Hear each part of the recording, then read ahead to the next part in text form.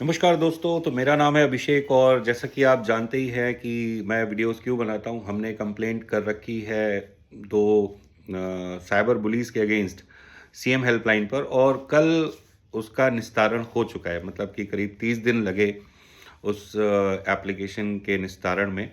और निस्तारण में सिंपली उन्होंने उन यूट्यूबर्स का बयान लिया और उन्होंने उसको डिनाई किया कि भाई हमने ऐसा कोई हरकत नहीं की थी।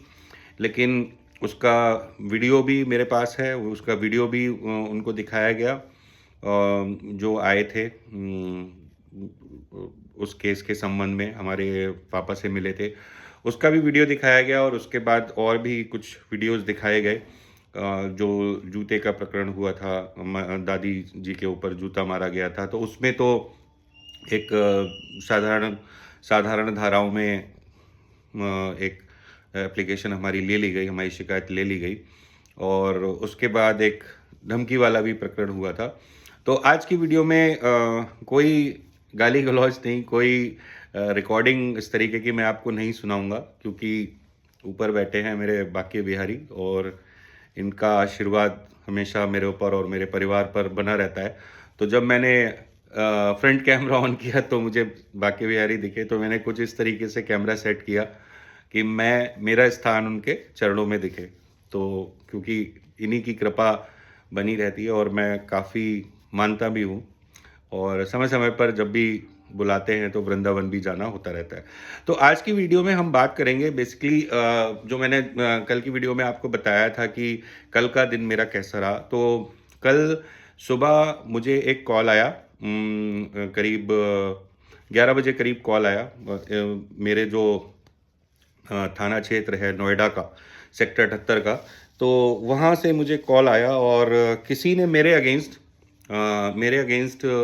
एक आईजीआरएस डाली हुई थी कि भाई ये इस तरीके से पोस्ट डाल रहे हैं और इनके सपोर्टर्स मुझे और मेरे पति को बॉडी शेमिंग कर रहे हैं और उस तरीके की भाषा का यूज़ कर रहे हैं। तो उनका फ़ोन आया तो मैंने उनको बताया कि हाँ भाई साहब, ऐसे ऐसे मैं वीडियो बनाता हूँ और मुझे इस बारे में कोई जानकारी नहीं है कि बॉडी शेमिंग की गई हो या किसी तरीके की गाली गलौज की गई हो, तो मैं आपके पास आता हूँ। तो जो इनके एक सपोर्टर हैं कोई, जो शिल्पी वर्धन करके, आपने अभी पिछले दिनों मेरी पोस्ट पे देखा होगा कि वो किस किस तरीके के कमेंट कर रहे थे। तो मेरे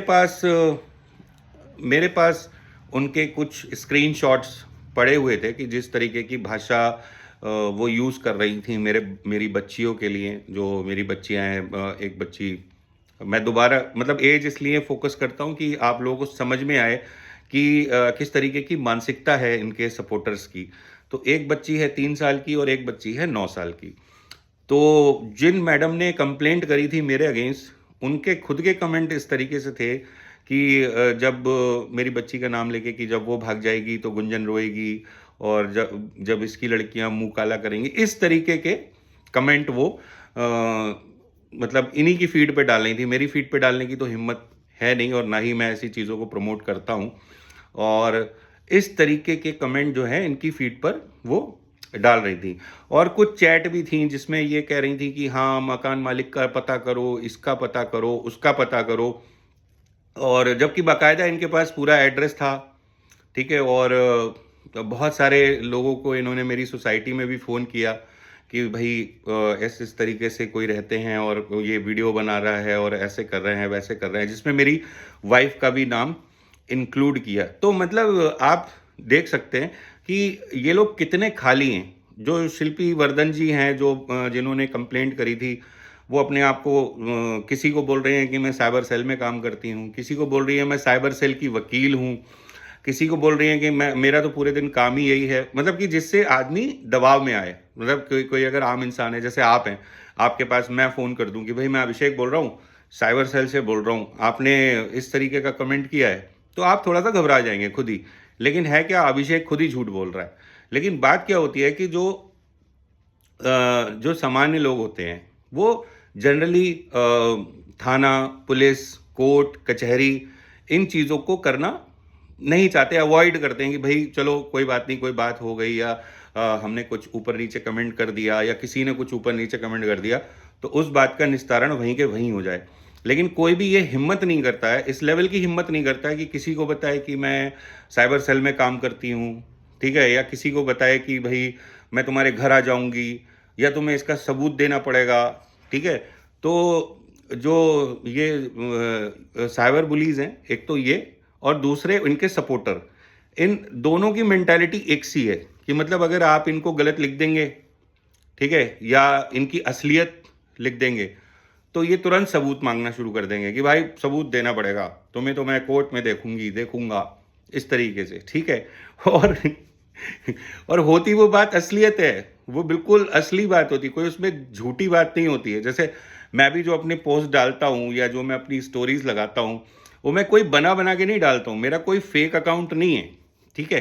खैर छोड़िए, तो वही मैं उनके पास गया, मैंने उनको इनके सपोर्टर्स की कुछ हरकतें दिखाई, इनकी लैंग्वेज दिखाई, इनकी कुछ वीडियोज़ दिखाई, तो जो भाई साहब मतलब देख रहे थे वो खुद डर गए। वो बोले यार, वो मेरे भाई के बोले ये तुम्हारा भाई है? ये कैसा भाई है? ये तो मैंने पहली बार देखा है ऐसा भाई, जिस तरीके का भाई तुम लेके घूम रहे हो।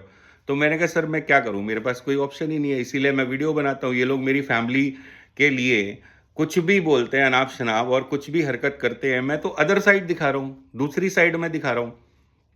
तो उन्होंने मुझे यही समझाया कि आप ये ध्यान रखिए कि आप किसी भी प्रकार की अभद्र भाषा का यूज़ ना करें। तो मैंने उनको अपनी आईडी दे दी। मैंने कहा सर ये मेरी आईडी है, ये इस पे मेरी सारी वीडियोज़ पड़ी हुई हैं। आप सारी वीडियोज़ देख लीजिए और किसी भी अगर वीडियो में कोई अभद्र भाषा हो, कोई गाली हो या किसी से मैंने गाली-गलौज करी हो, इवन मेरे सपोर्टर्स ने, मैंने उनको ये भी बोला कि मेरे सपोर्टर्स ने भी अगर किसी से गाली-गलौज करी हो, तो आप मुझे बता दीजिए, ठीक है? तो उन्होंने 2-4 नाम मुझे बताए कि भाई ये हैं, ये आप इनको जानते हैं क्या? मैंने कहा मैं नहीं जानता हूँ और बेसिकली मैं जानता भी नहीं हूँ पर्सनली, ठीक है?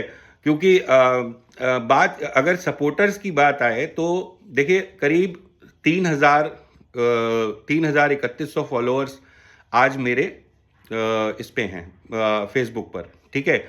और जो मेरे पापा का अकाउंट है, ठीक है? करीब 8,000 फॉलोअर 8 से 9,000 फॉलोअर्स उनके हैं, ठीक है? तो मेरे 3,000 है, पापा के 9,000 हैं, ठीक है?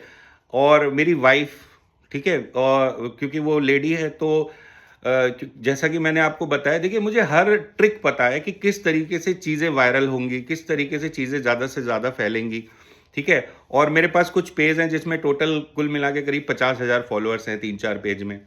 तो अगर मैं ये चीज़ें मिक्स कर दूँगा, ठीक है? आपने देखा होगा कि मैं किसी को टैग नहीं करता हूँ अपनी पोस्ट में, ठीक है? फ़ोटो वगैरह में तो ज़रूर मैं पापा को टैग कर देता हूँ, एक फ़ोटो में मैंने टैग किया था पापा को, ठीक है? अदरवाइज़ मैं किसी को भी टैग नहीं करता हूँ। मेरे सारी फैमिली मेंबर्स का फ़ेसबुक अकाउंट है, ठीक है?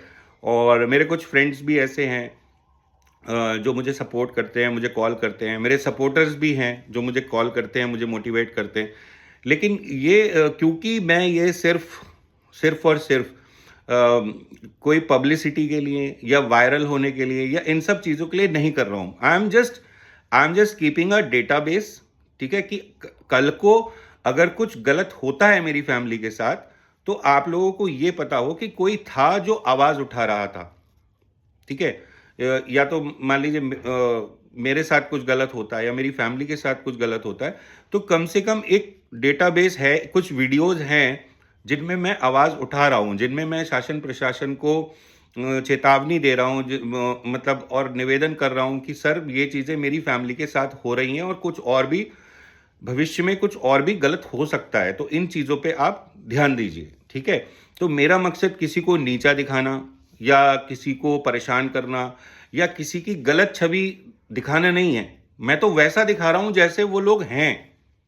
मैं तो वो दिखा रहा हूँ जैसे वो एक्चुअल में हैं, ठीक है? और लोग मुझे वही रिप्लाई दे रहे हैं मेरी वीडियोज़ के अकॉर्डिंगली जो उनके साथ हुआ है, ठीक है? अब किसी को शौक नहीं है कि कि वो मेरे को मैसेज करे और इनके बारे में बताए, ठीक है? और बहुत सारे लोग तो अभी बोल भी नहीं रहे हैं, बहुत सारे लोग नहीं बोल रहे हैं, बहुत सारे लोग आगे नहीं आ रहे हैं, ठीक है? तो मैं उनकी गलती भी नहीं कहता हूँ, ना मैं आप लोगों को मोटिवेट कर रहा हूँ कि भई आगे आओ, इनसे लड़ो, ऐसा कुछ नहीं है, ठीक है? मैं बस अपनी बात रख रहा हूँ, अपनी बात आप लोगों तक पहुँचा रहा हूँ, ताकि कल को मुझे ये अफ़सोस ना हो कि यार मैं कुछ कर सकता था लेकिन मैंने आवाज़ नहीं उठाई। तो मेरी वीडियोज़ का बस सिर्फ़ इतना सा मतलब है और बाकी कल की वीडियो बहुत इंटरेस्टिंग रहेगी और हम एक टाइमलाइन पे बात करेंगे कि किस तरीके से ये टाइमलाइन चली और कौन सी डेट को क्या-क्या एक्टिविटीज़ हुई, हमारी तरफ से क्या एक्शन लिया गया या हमारे ऊपर क्या अत्याचार हो रहा था या क्या बदतमीज़ियाँ हमारे साथ हो रही थी और उसकी हम एक टाइमलाइन के साथ बात करेंगे। और तो ज़रूर जुड़िएगा कल की वीडियो में और आप लोगों का बहुत-बहुत आभार। बहुत ही आप सपोर्ट कर रहे हैं मेरे को और हर वीडियो की रीच मेरी अच्छी जा रही है। तो स्लोली और ग्रेजुअली काम करेंगे क्योंकि एक लंबी लड़ाई है। कोई ऐसा नहीं है कि एक दिन में सब चीज़ें ठीक हो जाएँगी, ये मुझे पता है। तो मैं अपना संयम बरतते हुए आप लोगों से जुड़ता रहूँगा और अपनी आवाज़ उठाता रहूँगा। तो आज की वीडियो में इतना ही और लास्ट में जो मैं कहता हूँ अपने परिवार में प्यार बना के रखिए, अपने आस-पड़ोस में प्यार बना के रखिए because life is beautiful. Thank you.